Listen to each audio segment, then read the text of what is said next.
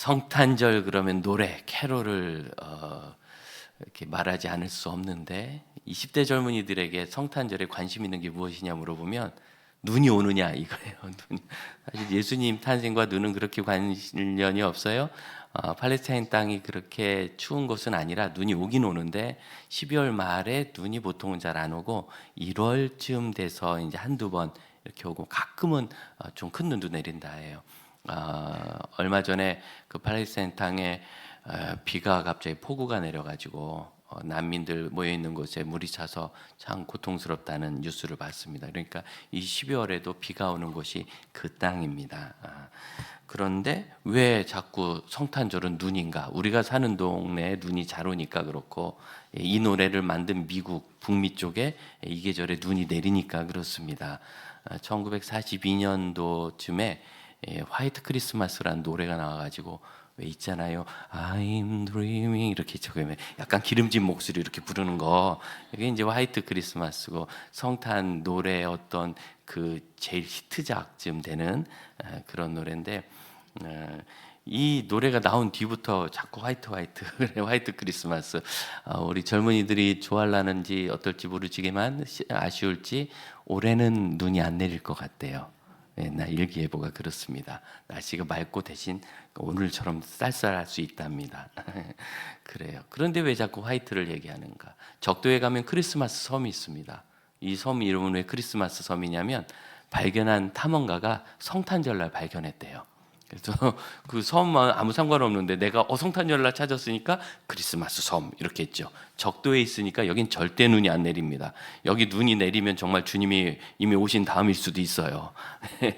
눈이 안 내립니다. 그러니까 화이트와 크리스마스는 꼭 연관되는 단어는 아니지만 전 세계인들이 이 화이트 크리스마스 노래 때문에 화이트를 생각하는데 그 화이트가 무엇일까? 하얗게 덮인 세상.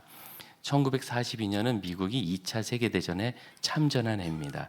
41년 12월에 일본이 진주만 폭격을 단행했고 그래서 미국이 크게 한 방 맞은 다음에 원래는 전쟁에 모른 척하고 있다가 세계 질서 속에서 큰 나라들은 특히 절대로 혼자 피해 있을 수 없다는 숙명 속에서 어쩔 수 없이 참전을 시작했고 그리고 그 결과로 45년에 일본이 패망하고 우리나라도 이제 독립을 다시 얻게 됐죠. 그런 해인데 성탄이 됐는데 고향을 떠나 전장에 간 병사들이 돌아오지 못하는 거예요. 성탄인데. 그래서 그 사람들을 생각하게 하는 그런 배경이 있는 노래였기 때문에 이 노래가 그 시대적 배경 속에서 더 인기를 얻었고 이 가사가 짧아요. 짧은데 2절에 보면 내가 크리스마스 카드를 쓰는데 카드에 뭐라고 쓰느냐면 당신의 날이 밝고 행복하기를 그리고 당신의 크리스마스가 화이트하기를 이렇게. 그런데 사실은 초기 전쟁은 주로 동남아시아 쪽에 이제 필리핀 지역이죠. 이쪽에 있었기 때문에 전선이 거기는 뭐 성탄절에도 뭐 뜨겁고 비 오고 그러는 날씨죠. 그러니까 도저히 화이트할 수 없는 사람들이 이 노래를 전선에서 들으면서 고향을 아마 생각했을 것이고 눈에 내리면 다 덮이는 것처럼 이 끔찍한 세상이 좀 덮이기를 바라지 않았을까 그런 생각을 해봅니다. 어쨌든 화이트는 뭐 예수님과는 그렇게 관련이 있는 건 아닙니다. 또 성탄절과 함께 이렇게 생각할 수 있는 것 하나는 이제 산타클로스죠. 산타클로스 4세기에 소아시아 지역 그러니까 터키의 서부 끝쪽 유럽으로 가는 길목 쪽에 사제 기독교 감독이 한 분 계셨는데 니콜라우스라는 이름이 있었습니다. 이제 그가 추의 성인으로 존경받으면서 세인트 니콜라우스가 됐는데 그 사람이 많이 구제를 했다 그래요. 그래서 거기서부터 착안을 해가지고 1930 몇 년도에 코카콜라 회사가 겨울이 되면 콜라가 안 팔리는 거예요. 계속 팔아야 되는데. 그래서 코카콜라가 생각나는 이미지를 만들면서 그린 그림이 산타클로스입니다. 그 이전에는 약간 애들 동화처럼 있었는데 그때 이제 약간 통통하시고 이렇게 빨간 옷에 하얀 이렇게 이런 거 있죠. 손 같은 거 허리띠 딱 메고. 그럼 이게 사실은 그 주교 옷하고 그 이미지가 비슷한 거예요. 캐톨릭의 주교들이 그런 색깔 있는 옷을 이렇게 입고 이렇게 띠매고 이렇게 있거든요. 그거를 이제 좀 동화적으로 이렇게 표현한 것이고, 그리고 이렇게 수염 이렇게 나가지고 이 수염을 볼 때마다 콜라 거품이 생각나라고 그렇게 만들었답니다. 그래서 실제로 많이 팔렸답니다. 많이 팔리고, 그 다음에는 산타클로스가 막 이제 그때부터는 이제 드디어 세인트 니콜라우스에서 산타클로스라는 어떤 성탄절 캐릭터화가 됐는데, 그 다음에 이제 루돌프가 나와야 되잖아요. 1939년에 그것도 만화 그리는 분이 산타클로스가 타는 것은 일단 고향을 소아시아에서 터키에서 북극으로 옮겼어요. 고향을 옮기고 거기서 타고 오는 건 북극에 많은 술록인데 코가 빨간 루돌프를 하나 그려가지고 그때부터 루돌프가 끄는 썰매를 타고는 산타클로스. 그런데 이게 이제 교회 안에서도 성탄을 그래도 많이 축하하는 것이 교회 아니겠어요? 그래서 제가 80년대 중반에 처음 교회를 갔을 때 그때만 해도 교회 안에서 산타클로스에 대한 터부가 없었어요. 그래서 아예 성탄절날 되면 예배당 입구에 안내위원이 산타클로스 옷을 입고 있었어요. 주보를 나눠주면서 안내위원이. 혹시 제가 이단교회 다닌 건가요? 그렇지 않고, 우리 선배님들 어떠셨는지 모르겠어요. 그렇게 막 하면서 많이 축하했고, 그냥 성탄절 날은 설교자도 산타클로스 옷을 입고 나와서 설교를 하길 정도로 그렇게 그냥 교회에서 흔했는데 80년대 후반에 약간 각성이 일어났어요. 아니, 성탄의 주인공은 예수님인데 어느덧 방송이나 이런 곳에서도 아기 예수, 예수란 단어가 종교적 색채가 있다 그래서 막 뺀 거예요. 제가 어렸을 때는 방송국에서도 아기 예수, 사랑의 예수 탄생을 축하하는 성탄절 이렇게 그냥 공영방송에서 다 내보냈었어요. 아무렇지도 않게. 그런데 이제 터부시 되기 시작하면서 예수 없는 성탄절이 되고 예수 대신 산타가 주인공 되는 것 같으니까, 그래서 교회에서 누가 예수님이 주인공인데 산타클로스가 주인공이 된다고 막 이렇게 누가 얘기하시니까 정말이네? 이렇게 알아채기 시작해서 그 다음부터 산타클로스가 다시 사탄처럼 됐어요. 그래서 교회 오지도 못하게 하고, 이제 이런 것에 좀 도전받으신 어른들이, 특히 어른들은 이제 한번 들으면은 잘 안 잊어버리시고, 그죠? 그 다음에 잘 바뀌지도 않아요. 그래서 그 생각을 지금도 가지고 애들이 이렇게 책받침이라도 아니 노트라도 산타클로스 있으면 산타가 아니라 예수님의 생일이야! 막 이렇게 야단치고. 근데 지금은 이제 그럴 필요가 없을 것 같아요. 왜냐하면 교회 학교 아이들부터 교육이 잘 돼서 아이들이 예수님이 생신이고 산타클로스는 이렇게 허구로 인어공주처럼 만들어낸 인물이라 하는 걸 이제 잘 아니까 지금은 뭐 그렇게 얘기해도 큰 문제가 없습니다. 저기 산타클로스 말하고 그래도 큰 문제 없습니다. 너무 이렇게 어려워하지 마시고. 사실은 제가 우리 교회에서 처음 이렇게 목회를 시작할 때 트리를 만드는데 트리가 예쁘니까 사람들이 와서 자기 집에 있는 걸 하나씩 걸고 그랬어요. 근데 어떤 분이 산타 인형을 이렇게 걸어가지고 제가 얼른 갖다 버렸습니다. 혼날까봐. 교회에서 산타클로스 한다고. 근데 이제는 그렇게 어려워하지 않아도 되게 충분히 교육이 됐으니까 너무 그런 문제는 없는 것 같습니다. 어쨌든지 예수님 없는 성탄이 되는 것은 참 아쉬운 일입니다. 이 문화인데요. 이 기독교의 성탄절이 하나하나 교회의 절기가 아니라 사회 전반적인 문화가 되었을 때 이것은 하나님과 교회가, 그리고 교회가 사회와 소통하는 통로가 되기도 합니다. 동남아시아에 있는 그 공산주의 국가에서도 성탄절이 이제는 인기를 끌기 시작했어요. 그러면 이렇게 되기까지는 선교사님들이 10년 이상 그 시 정부와 타협을 하면서 세계적인 휴일이다 크리스마스는. 그러니까 크리스마스에 우리가 여기서 문화 축제를 열겠다 해서 허락을 받아가지고 그날 하루만 경찰들이 쭉 경비를 수놓는 가운데서 종교적인 느낌을 최대한 감소시킨 가운데 성탄 캐롤들 부르고 한국에서 한류 가수들도 모셔오고 그래가지고 집회를 하고 그래가지고 이제 그게 된 거예요. 근데 수년 전에는 그런 나라들 중에 한 나라 젊은이들이 이제 정말 처음일 거예요. 자기들끼리 크리스마스 트리를 세우겠다고 세우다가 감전돼서 사고가 난 적이 있습니다. 제가 그 뉴스 보고 이 나라가 공산주의 국가인데 이런 걸 했네? 그러면서 참 변했다 그런 생각을 했고, 이제는 SNS로 전 세계가 소통하기 때문에 저 북한 땅일지라도 문화를 막는 일은 쉽지 않습니다. 그래서 백화점에를 들렸는데 성탄이 지나고 한참 지났는데도 크리스마스 트리를 이렇게 딱 해놨더라고요. 그래서 뭐라고 돼 있나? 그리고 위에 별은 없어요. 왜? 트리 위에 별이 있으면 이 별이 뭔지 설명을 해야 될 거잖아요. 그런 건 없어요. 그리고 메리 크리스마스라는 그리스도라는 이름을 빼고 해피 할리데이 이렇게 적어놨어요. 행복한 공휴일 되세요. 이게 왜 있느냐면 북미 사람들이 해피를 붙이는 인사가 좀 있습니다. 그래서 추수감사절을 냈을 때 해피 땡스기빙 이렇게 인사를 해요. 추수감사절을 축복합니다 이런 식으로 행복한 추수절 되세요. 그런 날이 뭐 신년 해피 뉴 이어 이런 것과 함께 크리스마스에도 있어요. 메리 크리스마스 또는 해피 크리스마스 그러는데 인사를 하려니까 크리스마스가 나오니까 1970년대에 아예 크리스마스를 빼고 할라데이로 이름을 그냥 바꿔버린 거예요. 그래서 종교적 색채를 빼고 이렇게 하겠다. 근데 여러분 생각해 보세요. 성탄절이 왜 공휴일이 됐죠? 예수님 생신이라. 그런데 예수님 빼고 공휴일만 남기겠다? 이거 뭐가 좀 이상하죠. 그럼 이것이 현재 이 사회가 가지고 있는 어떤 문화의 흐름인 것 같아요.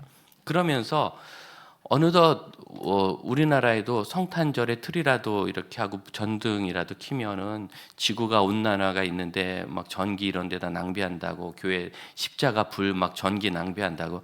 요즘 그거 LED라서 전기 많이 들지도 않아요. 옛날 네온일 때도 정작 전기는 그렇게 많이 들어가지 않습니다. 제가 보니까 전기는 스탠드바에서 훨씬 많이 쓰는 것 같아요. 멋쩍멋쩍하고 간판도 크고. 근데 그런 건 교회보다 훨씬 많은데 별로 얘기들을 안 해요. 그리고 건강에도 되게 안 좋고 가정에도 안 좋은데, 그런 것들은 부모 자녀 사이도 안 좋고, 애들이 집에 아빠가 빨리 오셔야지 거기서 이따 늦게 오고 그러면 되겠습니까? 술 취해서. 그런데 그런 건 이야기 안 하고. 그래서 이런 사회적 흐름을 우리가 뭐 붙잡고 다툴 필요는 없지만 스스로 이해하고 예수 중심성이라는 이 가치를 우리가 놓치지 않는 것이 굉장히 중요하다 생각합니다. 그럼 성탄절은 이미 전 인류에게 은총의 날로 선포되어 있고, 그러면 그 성탄절에 어떻게 반응하느냐에 따라서 성탄절을 맞이하는 분이 완전히 달라요. 오늘 3부 2부 예배 설교하실 때 우리 강도사님이 요즘 이제 감기는 오래전에 지났는데 기침이 계속 나와가지고 걱정해서 제가 물 많이 마시라고 그랬는데 제가 그냥 저는 여기까지 괜찮았는데 물 많이 마시고 올 걸 와서 갑자기 강도사님은 여기 와서는 안 하더만 저만 그랬어요. 그래서 예수님을 내가 어떻게 그 성탄에 있어서 맞이하는가, 결국 반응이에요. 반응. 그럼 성탄이 은혜가 되는 것은 반응인데, 사실은 모든 신앙은 우리의 반응에 따라 있어요.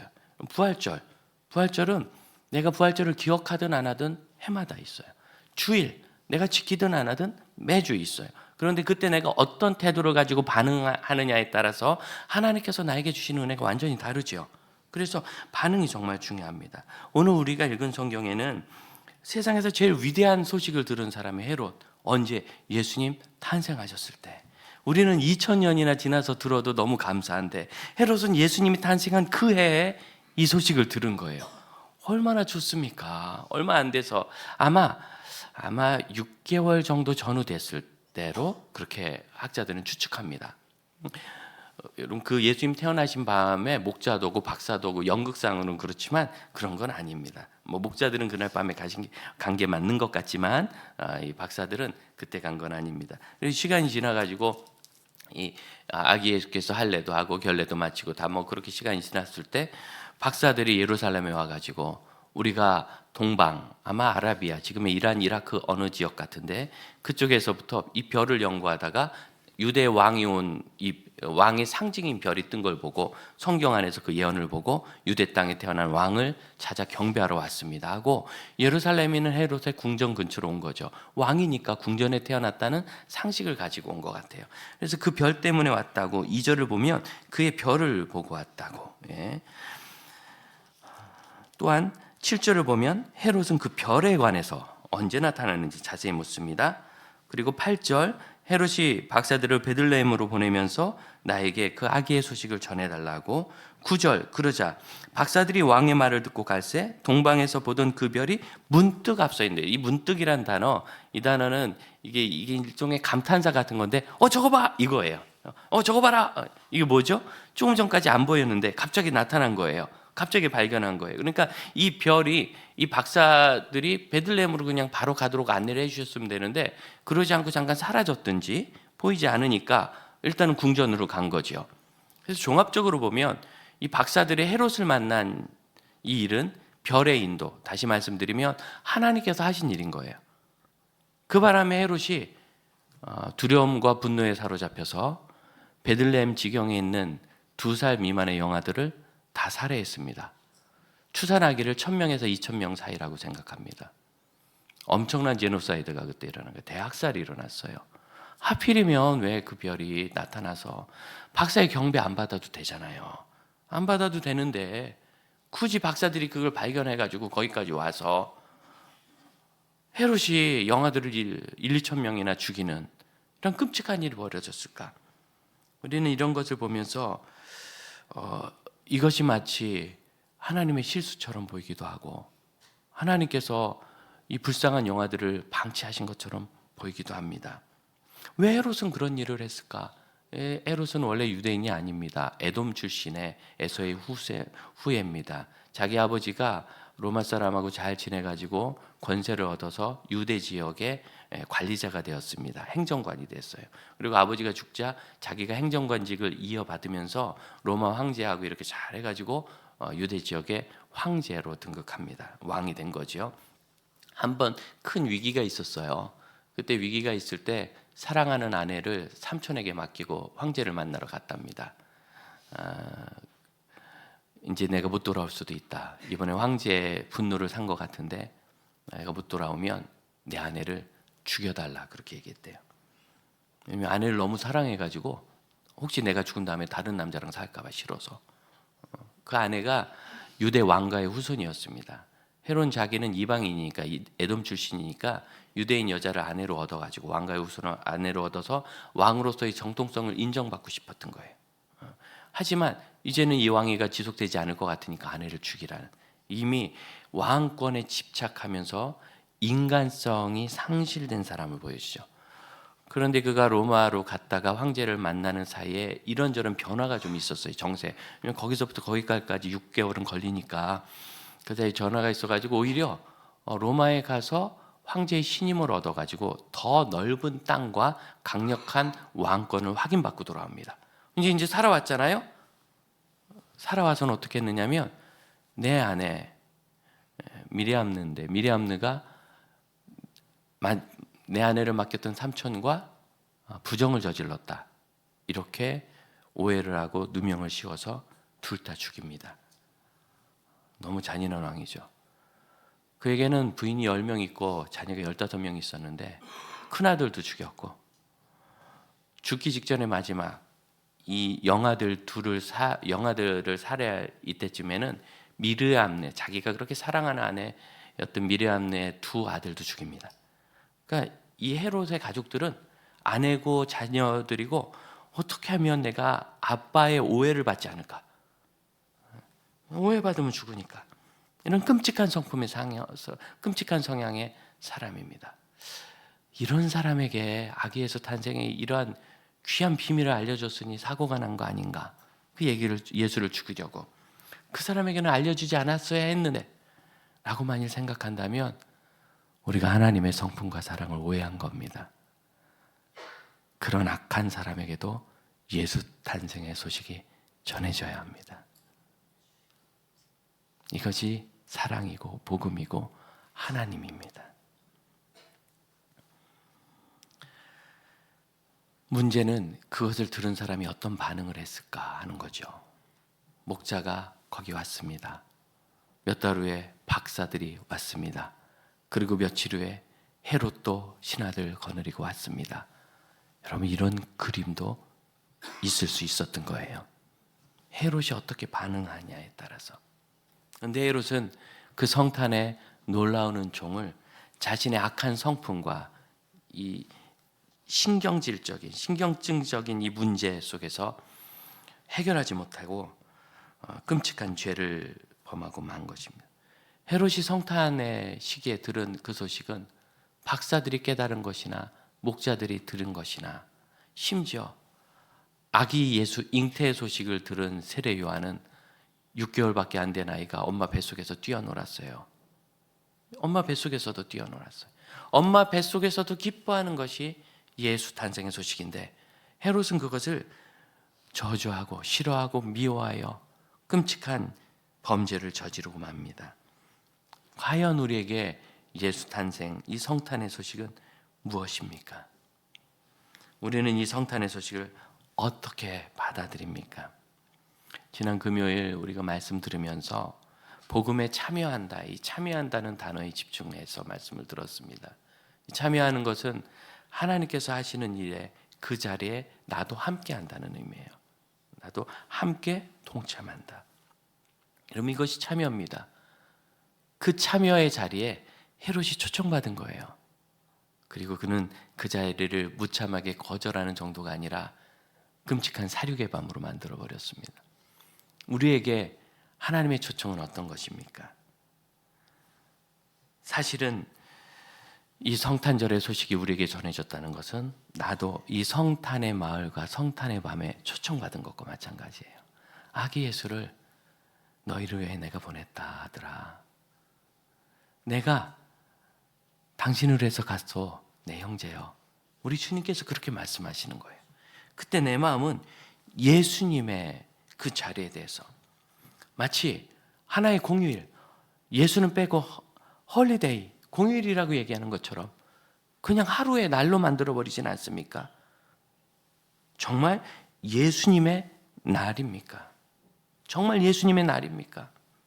너무나 많은 욕심이 우리에게 있어서 우리는 그 날의 소중함을 이해하지 못하고 나를 위하여, 이 젊음의 기쁨을 위하여 눈이 내리는가?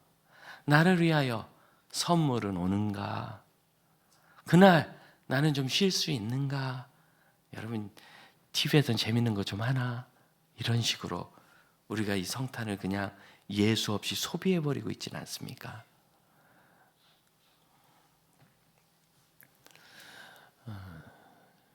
북미에서 시작된 여성들의 제자훈련 과정이 하나 있는데, 어머니됨과 아내됨에 대해서 성경 안에서 묵상하면서 잘 훈련하는 과정이에요.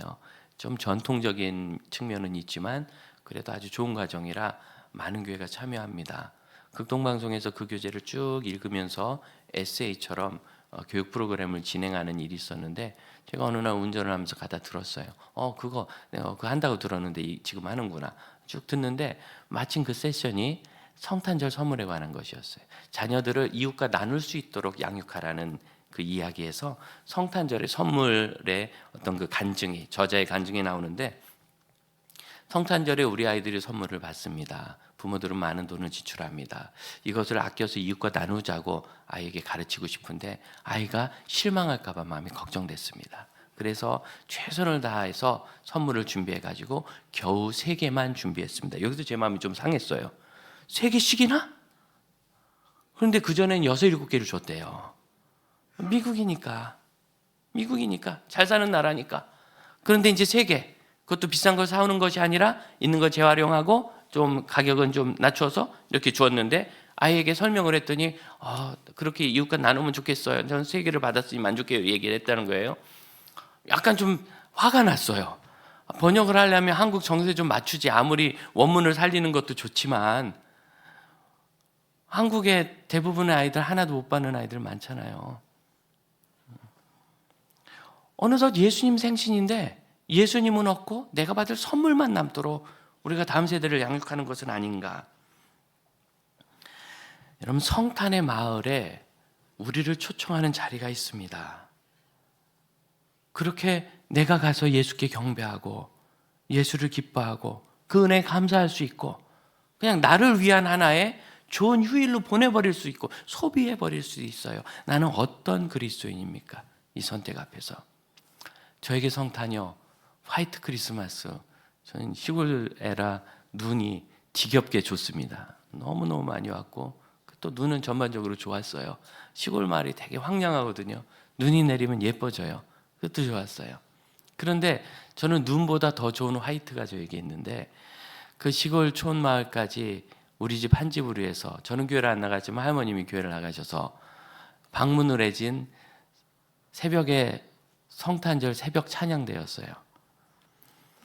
예배당에서 그 겨울 눈길에 치고 걸어오면 밤중에 정말 다 걸어왔는데 차가 없으니까 3시간 걸렸거든요. 우리 한 집으로 해서 3시간을 걸어서 오신 거예요. 그러니까 다른 팀들은 조금 늦게 출발해도 이 팀은 그냥 자정 지나면 바로 출발해요. 그래야 돌아가서 새벽 예배를 어떻게든 하거든요. 자정 되기 전에 그냥 출발하는 거예요. 일찍. 그 집에 그 부엌 옆에 있는 조그만 광에 광 아십니까? 창고에 과자가 좀 있는데 옛날에 이거 오면 줘가지고 그거 가서 교회에서 성탄절 아침 어린이들 나눠줬잖아요. 어머니께서 이거는 교회 오늘 새벽송 찬양대 오면 줄 거라는 거예요. 믿기지 않았어요. 이 시골까지 누가 올까? 그래서 그걸 제가 지켜서 진짜 확인하고 싶어서 또 고맙지 않습니까? 나도 거기 좀 만나고 싶어서 아니 교회는 안 나가도 그건 좋더라고요. 그래서 기다리다 잠들어 버렸지 뭐. 단 한 번도 눈 뜨고 맞아본 적이 없어요. 어쩜 그렇게 졸린지. 자다가 깜짝 놀라서 5시고 6시에 깨면 이미 갔다는 거예요. 나가보면 믿기지 않죠. 이 시골 조용해요. 주변에 집 하나 없으니까 제일 가까운 집이 200m 떨어져 있는데, 그래서 바닥에 보니까 낯선 신발이 대여섯 켤레가 발자국 찍혀 있는 겁니다. 거기에 제 발도 이렇게 대보고 어른이 왔다 간 거 맞구나. 크니까 진짜 여기로 왔다 갔네. 발자국만 보고. 그래서 저에게 화이트 크리스마스는 어떤 크리스마스냐면 그 시골에 소외되어 있는 한 집까지도 찾아가주는 사랑의 크리스마스예요. 이게 예수님의 사랑이구나. 그러면 이 세상이 대중가요로 화이트를 쓰고, 이 세상이 소비하기 위해서 산타를 만들고, 이 세상이 예수 없는 공휴일로 하자고 아무리 이야기해도 우리 마음에 우리는 예수 그리스도를 심고 써갈 수가 있습니다. 그것이 이 시대에 있는 우리 그리스도인이 해야 될 일입니다. 만일 이 헤롯을 부르신 이 부르심에 헤롯이 응답했다면 그는 처참하고 끔찍한 자기의 생활의 방향을 바꿀 기회를 얻은 거예요. 결정적인 부르심이에요. 왜냐하면 헤롯이 이로부터 1, 2년 이내에 죽거든요. 결정적인 그 부르심 순간에, 인생의 황혼역에 있는 그 부르심 순간에 이름까지 살았어요. 그런데 그는 그 마음에 아기 예수의 자리가 없었고 그 성탄의 마을에 자기의 자리를 채우지 않았습니다. 우리 하나님께서 그 성탄의 마을에 여러분의 자리를 두시고 그곳에 부르십니다. 우리가 금요일날 말씀 들었듯이 내가 기꺼운 마음으로 즐겁게 그리 가든지 동참하든지, 아니면 너무 하기 싫은데 사명이라서 목사님이 설교하니까 할 수 없이 하든지, 동참은 똑같아요. 그리고 그것이 우리 믿음의 행위가 되는 겁니다. 그런 사랑하는 형제자매 여러분, 자녀들에게 산타와 함께 성탄의 이야기를 들려주세요. 저도 똑같이 그렇게 했어요. 옛날에 살았던 좋은 목사님인데 그분 이웃을 많이 도왔대. 그래서 세인트 니콜라우스를 산타클로스라는 동화 속에서 다시 만든 거예요. 애들이 동화 알거든요. 백설공주도 인어공주도 다 알아요. 다 공주네, 왕자도 있는데 백마탄 왕자, 다 알아요. 동화인지 알아요. 그런데 그 모든 분들은 사실은 예수님을 잘 믿었던 사람이고, 예수님은 너를 산타클로스보다 더 사랑하신다. 산타클로스는 동화 속의 인물이지만 우리는 예수를 우리 자녀들에게 성탄의 이야기 속에서 가르칠 수 있고, 우리 이웃과 나눌 때 크리스마스에 같이 시간을 보내면서 그러게 교회에서 그렇게 성탄 예배 드리면 되게 마음이 좋아, 가벼운 접촉점으로 삼아서 복음의 길로 나아갈 수도 있어요. 또한 이 성탄의 부르심은 헤롯에게 결정적인 변화의 기회였던 것처럼 우리에게도 그럴 수 있습니다. 이때 1, 2천 명의 영아들이 살해당함으로 18절을 보면 라헬의 고통이라, 이스라엘의 어머니 라헬의 고통이라. 여러분, 이 라헬의 통곡은 지금까지도 계속되고 있습니다. 참 21세기에 전쟁을 통해서 누군가를 죽여서 무력으로 남의 것을 빼앗거나 내가 원하는 것을 강요한다고 생각하는 것이 너무 놀랍지 않습니까? 인류의 야만성과 무자비함과 폭력성은 사실은 2000년 동안 무기의 발전과 함께 더 강해진 것 같아요. 그 동네만 싸우는데 이제는 주변국들이 막 참전하고 멀리서 원조를 보내서 싸움이 더 커집니다. 그래서 이 라헬의 고통은 사실은 지금 있는 우리에게도 고통입니다. 동일해요. 제가 좋아했던 잡지 크리스천어티 투데이에 3살 된 아이를 유전병으로 잃은 한 어머니의 통곡과 같은 시가 실린 적이 있습니다. 제가 어떻게 마음속의 이야기를 다 할 수 있겠습니까? 하나님에 대한 얘기예요. 왜 제게 등을 돌리셨습니까? 당신은 제 아이를 죽게 내버려 두셨습니다. 당신은 제 아이를 낫게 하실 수도 있었습니다.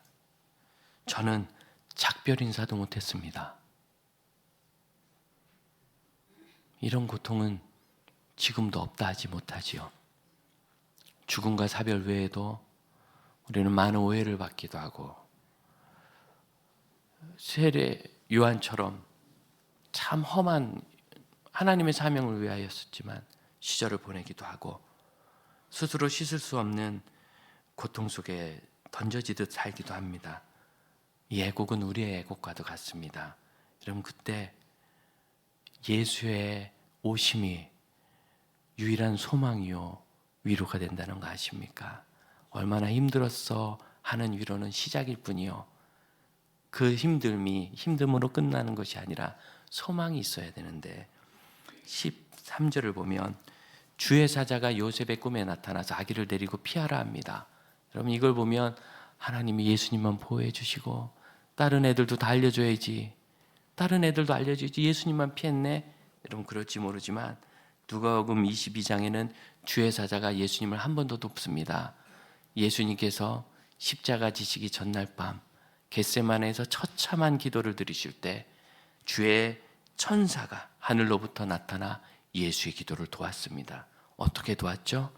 이 십자가를 피하지 않도록, 이 십자가가 두려워서 달아나지 않도록, 이 십자가의 수치를 다 담당하도록, 이 십자가의 고통을 다 받도록.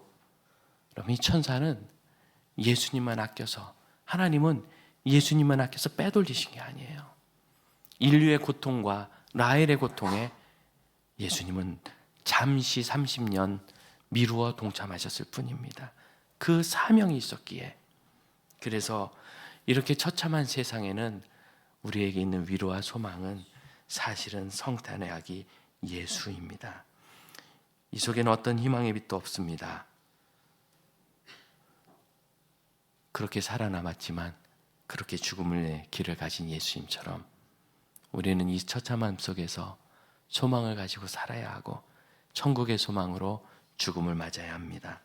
그러나 이 모든 죄 문제와 우리 인류의 불행은 예수를 통해서 해결됐다는 것을 믿으시기 바랍니다. 참 그 작곡가는 아름답고 달콤한 멜로디로 화이트 크리스마스를 노래했는데요, 사실은 그 속에 사연이 하나 있습니다. 그 작곡가의 아이가 크리스마스에 3살이 됐을 때 세상을 떠났답니다.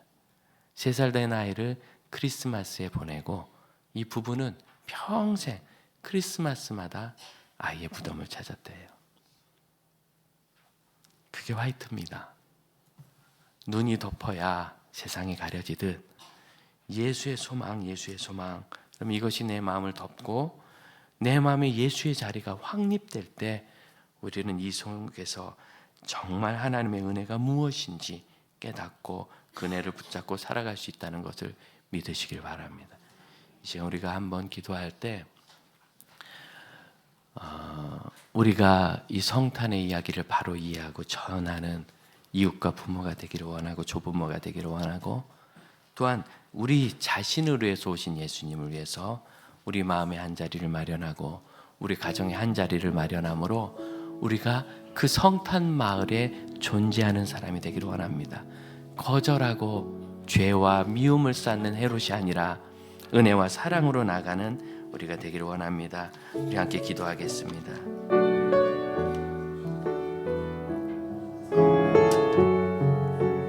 주님, 저의 연약함을 우리 주님이 하시고 성탄의 이야기와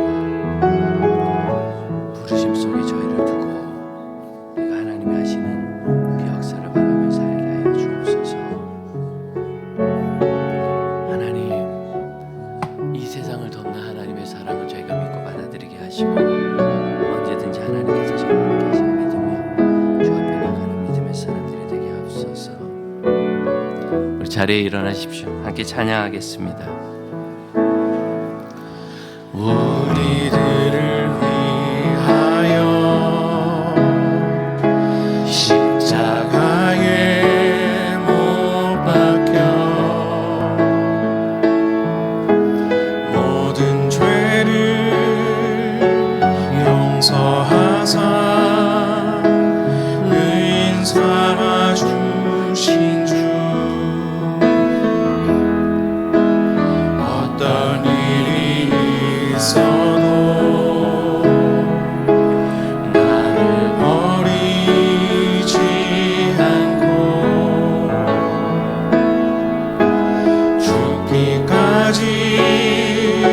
사랑하신 나의 귀한 예수님,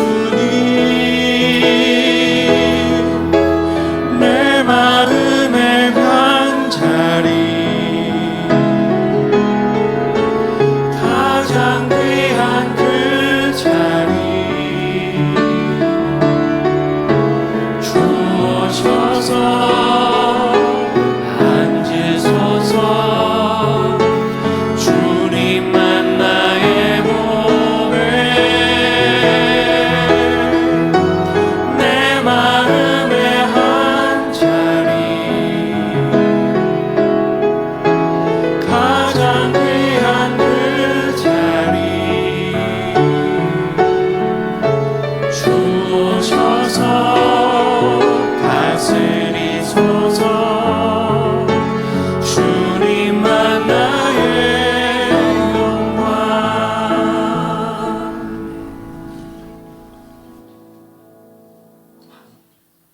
저희 마음에 우리 주님이 기뻐하시는 그 자리가 있기를 원하며, 또한 주께서 주신 그 사랑으로만 우리의 많은 문제와 상처와 두려움이 치유될 수 있음을 알고, 주님께서 주시는 그 사랑의 예수, 그 예수의 큰 사랑을 늘 받아 은혜로 거듭나는 믿음의 사람들 되게 하옵소서.